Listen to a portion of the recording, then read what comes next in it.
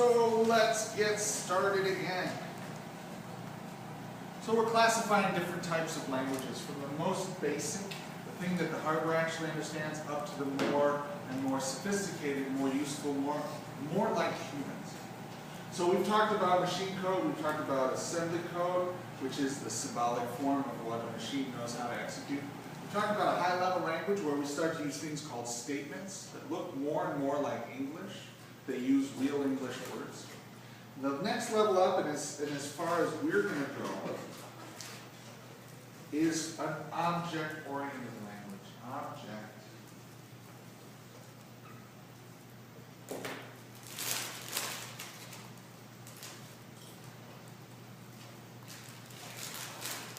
A couple of you guys are in a Java class, so you know what object-oriented language is. For the rest of us, you know, we've got in this high-level language, we've got this idea of statements, which is like a recipe. Add 4 cups of flour to a bowl. Add 2 eggs to the bowl. Mix the bowl.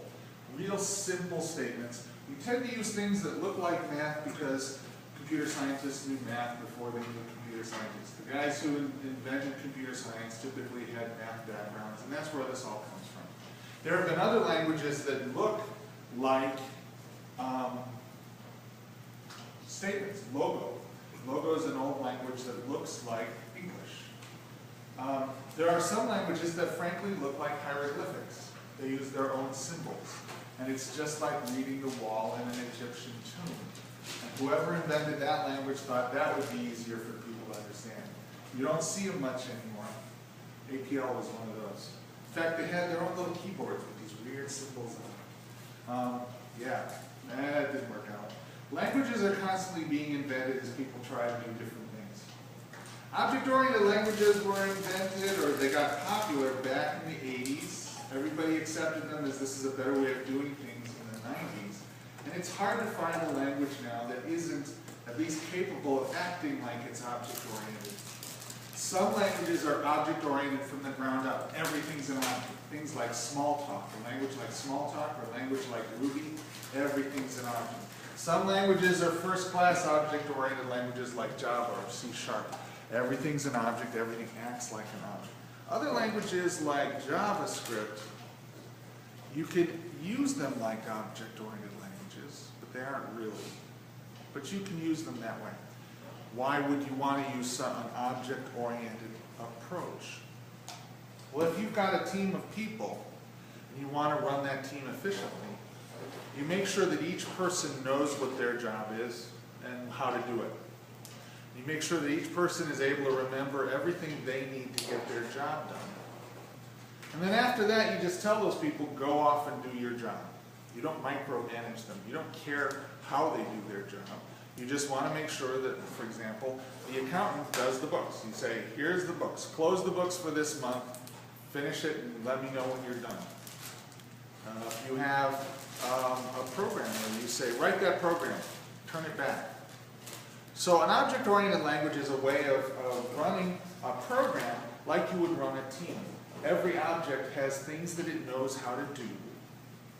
Every object has stuff that it remembers. And they take care of themselves. It's one of those ways where you can take a complicated situation and make it a lot simpler. You just, instead of writing a program that says do this, do this, do this, do this, do this, you define a bunch of objects and say, go to it. When somebody clicks on this thing, you wake up and you take care of it. I don't want to know what happens next. So the benefit of an object-oriented language is it allows you to think in the way that we do when we've got teams. Has anyone been in the military here? Or have relatives in the military? You work in a squad?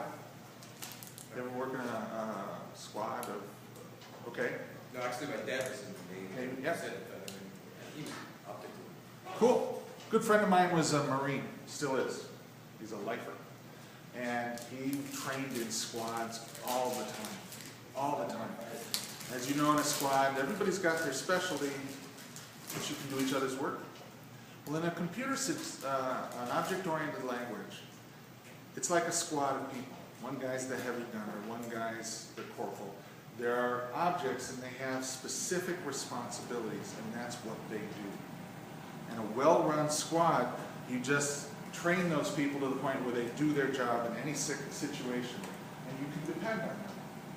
Now, inside each object, an object is just an object. There is a bunch of memory and a bunch of process, using our terms from before. An object remembers what it needs to, and it does what it's supposed to. Now, an object, different languages call these memories things that we saw earlier. These are also called variables. What we saw earlier in this course when we were talking about database design is we called these things attributes. An object is related to an entity. It's related in this way. Many programs don't have just one thing of a certain type. Say you have a program that's doing inventory. And for every time you get an invoice, you create an invoice object. Invoices know how to find their own line items. Invoices know how to do totals. Invoices know how to do what an invoice needs to know how to do.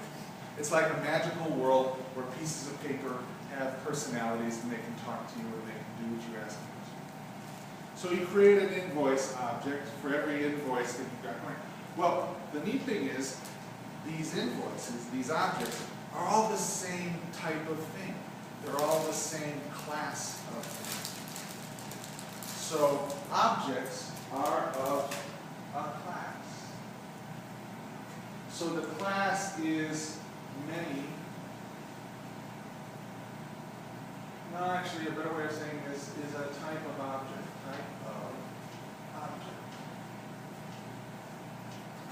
And the object itself is one particular instance. So in databases, what do we got here? So in databases, we've got an entity here. I've got an invoice entity. It's in a table. I've got a whole bunch of them. So each record corresponds to a particular object. So take the ideas you've already got in your head from earlier in the class where I've got these things called entities. They're connected to each other, they talk to each other, they relate to each other. They remember details about each particular record. Those details that I remember are called attributes. Many object-oriented languages use the exact same metaphor. An object is a chunk of code. And all that code does is it remembers what it needs to remember. It remembers it in the form of that. Now what's new here is that objects are programs that know what they're supposed to do. They just know that when I get a new line item, I'm supposed to add it to myself, and I'm supposed to run the sum. Typically objects know how to do real basic things, like they all know how to print themselves. Objects are like little idiots. They know one thing really well. They know how to be who they are. They know how to do what they do. If you're on a good team, you want a guy who isn't the smartest tool in the shed, but he's really good at what he does. And he wants to do it every time. He never falls asleep. He always shows up. That's what an object is. It's kind of like the ideal employee. It's a wonderful world. Programmers kind of live in this delusional world where everything works.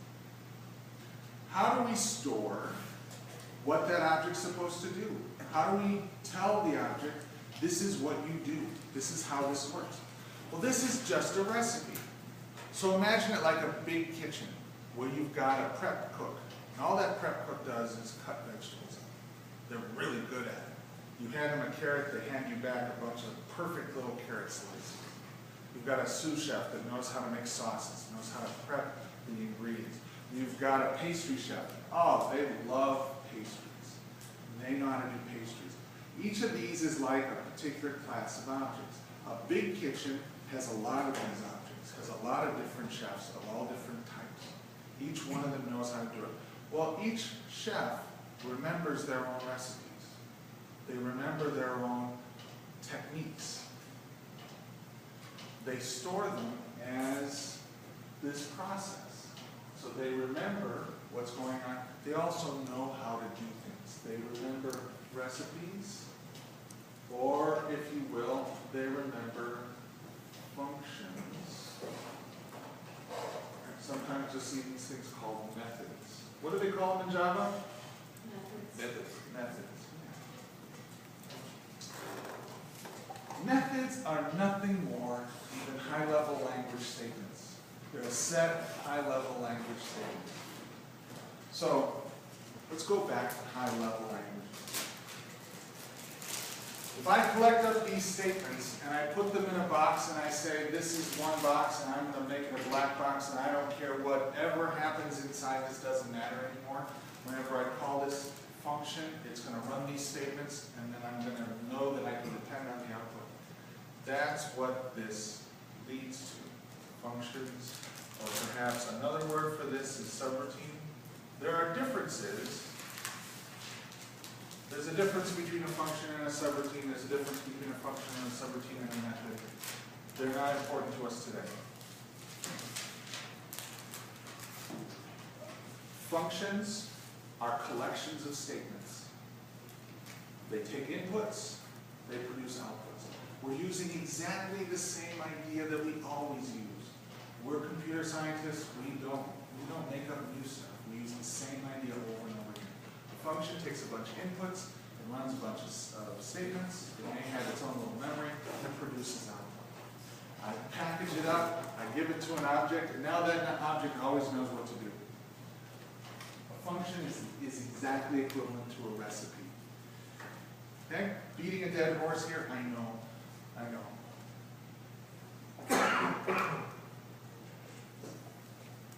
I'm going to finish up on these two things because this is where this leads directly to your homework. So we'll leave that for last. I'm going to come back to this. So where have we been? Let's review. We've seen the different kinds of languages. We started out with the stuff that computers know. We've ended up with an area where it's metaphorical. It's more like how humans work together. It's more like a team. In between, we've got to the point where we've got these increasingly easy to understand recipes. These recipes are just numbers and the machine knows how to execute them. These have little symbols in them that if you're a really good ultra nerd, you know how to use that.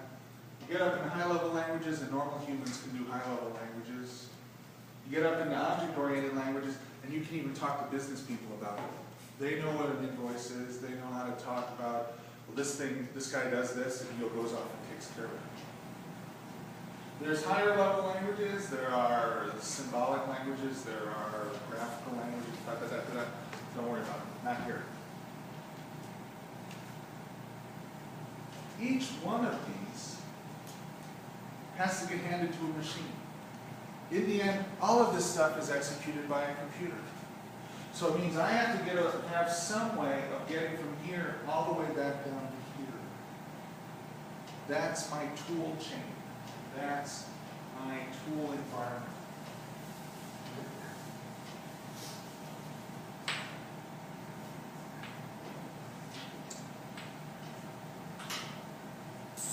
As we said earlier, an object-oriented language is just a way of writing high-level languages in a way that most of us understand. So these two are often very similar. The same compiler can interpret them. What are you using for your Java compiler? JVM.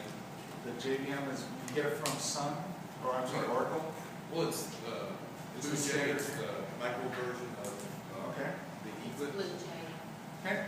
So that's a compiler that came from Oracle. That's the standard compiler. If you want to use that in a business, you have to pay for it. So typically these days, people use open source compilers. One of the best compilers doesn't necessarily output the tightest code, but it's reliable, it's used by millions of people, and so you can depend on it. It used to be called GCC, but now, pardon me? NetBeans? No, NetBeans is a different kind of development tool for Java, put out by a different company.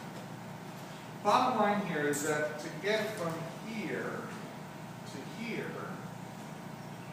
I use something called a compiler. A compiler translates a high-level language into assembly code. To get from assembly code to machine code, to get from here to here, I use something called an assembler.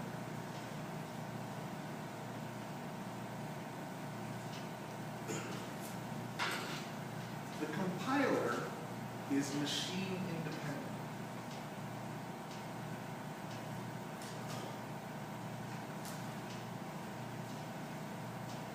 To a certain extent.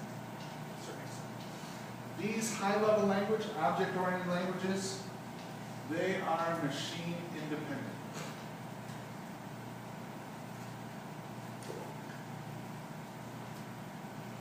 At some level, I don't know what you're running on and I don't care. If I'm running JavaScript, I'll run on a Firefox browser on a PC, or I'll run on a Safari browser on a Mac, and I don't care. I can run on a Linux box running whatever processor. On an iPhone, I'm running on an ARM processor, I don't care. These languages are machine dependent. These languages know what registers I'm dealing with. They know about the hardware. So these are machine dependent.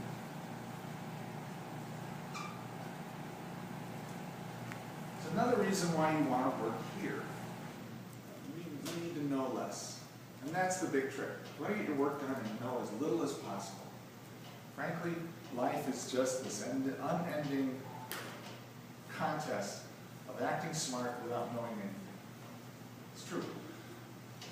If I don't need to know about the Intel architecture and I can still write code in Java, perfect. If I have to learn a different machine every time I want to put my program on a different computer, that's a pain in the butt. So, let's see how this actually looks. I don't expect you guys to be compiler experts. When you are writing when you're writing code that depends on exactly working the exact way you need it to be, like those display drivers. A lot of times, display drivers, they write as much as they can in C++ or in C. Because you don't want to know, you want your code to run on an ATI card or a, what are they called? What's the other big graphics? PCI. NVIDIA. NVIDIA, that's right. ATI. It used to be 3DX. I don't know how long ATI is going to be around, but they were assimilated by AMD, right? Yeah, they did all their brand changes like in, I want to say October. So ATI as a company is gone. So what's going to happen soon is there'll be a new player to fill that niche. Someone who thinks better than NVIDIA. In any case, it doesn't matter. If you're writing display drivers, you write as much of it as you can in a high-level language because it's more efficient. It's easier to understand. It's more efficient from the human perspective. Sometimes you have to write it in assembler code because that's more efficient from a machine perspective. If you have a loop that has to run as fast as possible because you need 70 frames per second, you just need really fast speed, then you get a guy who knows the hardware and can write exactly the code that that hardware needs. And that guy writes an assembler. What a compiler does is it takes each of these high-level language statements and it converts it into assembly language. This assembly language is Intel code, but you recognize the characteristics of it. You've got these little symbols, little shorthand symbols. You've got hex arithmetic. These are the locations in memory for this thing. But you can see that there's a direct correspondence between the high-level language statement and the assembly language statements. Another thing you can see here is that every one of these high-level language statements turns into a bunch of assembly. Assembly, you have to do one thing at a time, and it's usually a very primitive thing. High-level languages, you can do things more intuitively, more like a human might, not intuitively. But you still have to break it down into simple steps for the machine. Typically, as a high-level language programmer, you won't have to worry about this stuff. But compilers, they're just software programs. They have bugs. And so if you have a program that's not doing what you want it to do, and you check your program against the language standard and it's perfect, then you might have a compiler bug on your hands. And then you have to go down into the assembly code and you have to look, what is the compiler actually doing here? Another time that you have to cross this divide with your compiler is if you're writing embedded software. So if you're writing software that is working on a device, like an Arduino or like a phone, you're really close to the hardware. And a lot of times, you only have a few microseconds to get something done. Like, again, video drivers. The thing has to do so many frames per second. It's got so many million bits it has to write every frame. It's got to get that done. Or the hardware flickers. Or you get lag and somebody gets shot when they shouldn't get shot. And it pisses people off. So you've only got a few microseconds to get something done. You've got to know exactly what's going on. All right, enough of this.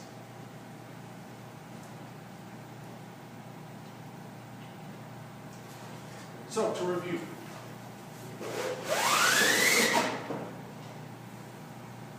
To get from these high-level machine-independent languages down to a level where I can actually feed it to a computer and the computer can run it, I use a compiler. The compiler translates high-level language to assembly code. Then I use an assembler, and that turns my little symbolic language into something that a machine can actually eat and do. Machines eat and do numbers. They do machine code. Typically, the machine vendor, like Intel, they put out an assembler that is the golden standard. It always works, and if it doesn't work, then they're responsible for fixing it.